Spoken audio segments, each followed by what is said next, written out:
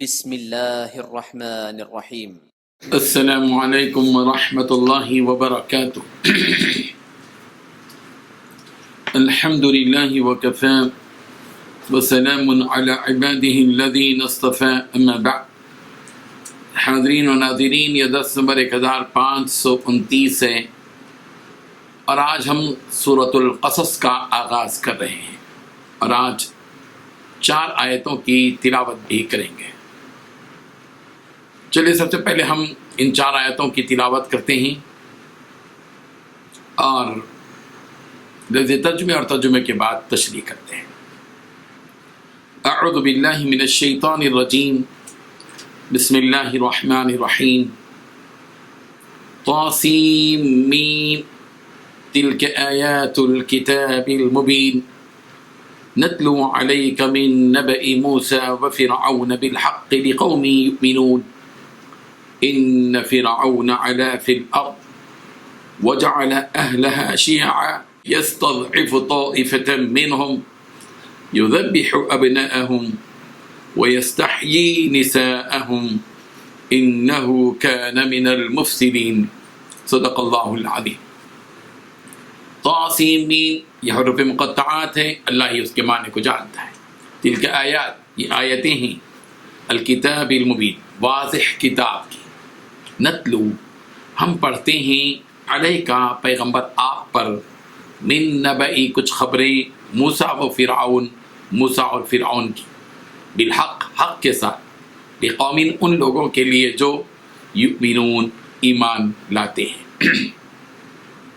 ان فرعون، بے شک فرعون نے، علا، سرکشی کی، فی الارض، زمین میں، مصر میں، وجعل، اور اس نے بنا دیا، اہلہا، اس کے رہنے والوں کو، شیعاً، کئی گروہ، یستضعفو، کہ اس نے کمزور کر رکھا تھا، طائفتاً، ایک گروہ کو، بنی اسرائیل کو، منہم، ان میں سے، یذبح، وہ ذبح کرتا تھا، ابناءہم، ان کے بیٹے، ویستحیی، اور زندہ رکھتا تھا، نساءہم، ان کی عورتیں یعنی بیٹیاں، انہو کان، بلا شبہ وہ تھا، من المفسدین، فساد کرنے والوں میں سے۔ ترجمہ یوں ہے، طاسیم میم، یہ روشن کتاب کی آیتیں، اے محمد صلی اللہ علیہ وسلم، ہم تمہیں موسیٰ اور فرعون کے کچھ حالات مومن لوگوں کو سنانے کے لیے صحیح سناتے ہیں کہ فرعون نے ملک میں سر اٹھا رکھا تھا اور وہاں کے باشندوں کو گروہ گروہ بنا رکھا تھا۔ ان میں سے ایک گروہ کو یہاں تک کہ کمزور کر دیا تھا، یہاں تک کمزور کر دیا تھا کہ ان کے بیٹوں کو ذبح کر ڈالتا اور ان کی لڑکیوں کو زندہ رہنے دیتا، بے شک وہ مفسدوں میں سے تھا۔ ان 4 آیتوں میں 7 باتیں بتلائی گئی ہیں۔ پہلی بات، طاسیم میم، یہ روشن کتاب کی آیت ہے۔ دوسری بات، اے محمد صلی اللہ علیہ وسلم، ہم تمہیں موسیٰ علیہ السلام اور فرعون کے کچھ حالات مومن لوگوں کو سنانے کے لیے صحیح بتاتے ہیں۔ تیسری بات، فرعون نے ملک میں سر اٹھا رکھا تھا۔ چوتھی بات، وہاں کے باشندوں کو گروہ گروہ بنا رکھا تھا۔ پانچویں بات، ان میں سے ایک گروہ کو یہاں تک کمزور کر دیا تھا کہ ان کے بیٹوں کو ذبح کر ڈالتا۔ نمبر 6، اور ان کی لڑکیوں کو زندہ رہنے دیتا۔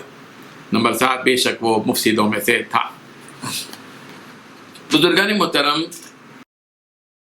سورۃ النمل کے بعد قرآن مجید کی ترتیب کے لحاظ سے سورۃ القصص ہے۔ قصص قصۃ کی جمع ہے، چونکہ اس میں مختلف قصے بیان کیے گئے اور بالخصوص حضرت موسیٰ علیہ السلام کی پیدائش سے ان کی نبوت تک کا قصہ بیان کیا گیا ہے۔ اس لیے یہ بات بتائی جا رہی ہے کہ یہ حضرت موسیٰ علیہ السلام اور فرعون کے حالات یہاں پر بتائے جا رہے ہیں اور بھی قصے ہیں۔ اس لیے اللہ تعالیٰ فرماتے ہیں کہ طاسیم تلک آیات الکتاب المبین، یہ جو سورۃ القصص ہے یہ مکی ہے، ہجرت سے پہلے نازل ہوئی ہے سورت ہے، اور یہ سورت 9 رکوع پر مشتمل ہے اور اس میں 88 آیتیں سورۃ القصص میں ہیں۔ اللہ تبارک و تعالیٰ حروف مقطعات کے ساتھ کہ طاسیم میم، جس کے معنی اللہ ہی جانتے ہیں، یہ فرما رہے ہیں کہ تلک آیات الکتاب المبین، یہ واضح کتاب کی آیتیں ہیں، یعنی قرآن مجید کی یہ آیتیں جو ہم تم کو پڑھ کر سنا رہے ہیں۔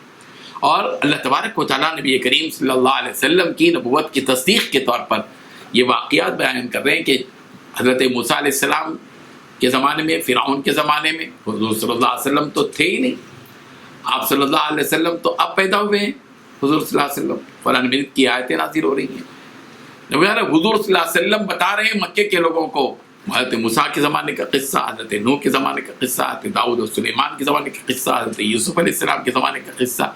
یہ قصوں کا بتانا، ان حقائق، تاریخی حقائق کا ایک زمانے اور ہزاروں برس کے گزرنے کے بعد بتانا، یہ خود حضور صلی اللہ علیہ وسلم کے نبی ہونے کی علامت ہے کہ یہ واقعات کسی اور کو پتہ ہی نہیں.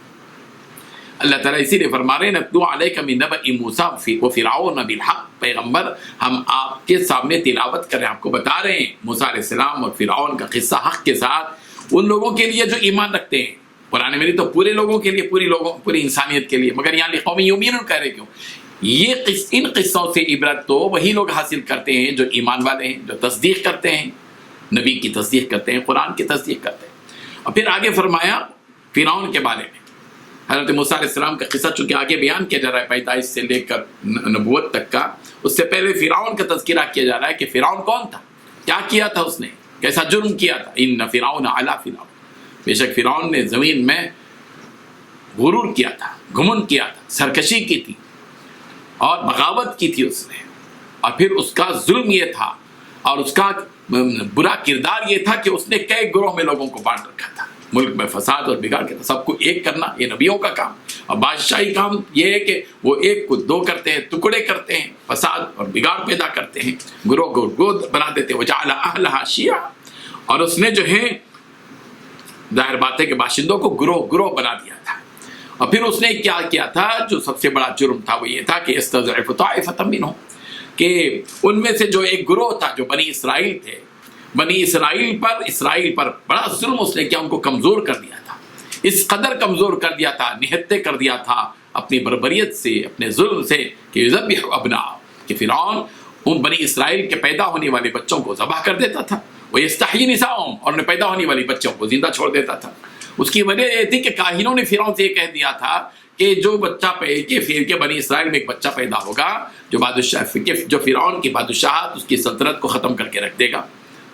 تو اسی خوف سے فرعون نے یہ حکم دے رکھا تھا کہ بنی اسرائیل میں جو بھی بچہ پیدا ہو بس قتل کر دو، تاکہ وہ ہماری سلطنت کو جو ہے ختم نہ کر دے، ہماری بادشاہت کو ختم نہ کر دے. اس لیے جو بھی بچے پیدا ہوتے بنی اسرائیل میں ان کو قتل کر دیتا تھا، اور جو بچیاں پیدا ہوتی ان کو زندہ چھوڑ دیتا تھا. انہ کان من المفسدین، اللہ تعالیٰ فرما رہے ہیں بے شک یہ بگاڑ پیدا کرنے والوں میں تھا. امن جو قائم رکھتا ہے وہ اچھا آدمی ہے، سلامتی رکھتا ہے، انصاف کرتا ہے. یہ تو ظلم کرتا تھا. تو پوری سلطنت میں اور پورے مصر میں اس نے ایک بگاڑ پیدا کر رکھا تھا، اور یہ مفسدین میں سے تھا. اللہ تبارک و تعالیٰ ان آیات سے اور واقعات سے سبق حاصل کرنے کی توفیق عطا فرمائے. آمین. وآخر دعوانا الحمدللہ.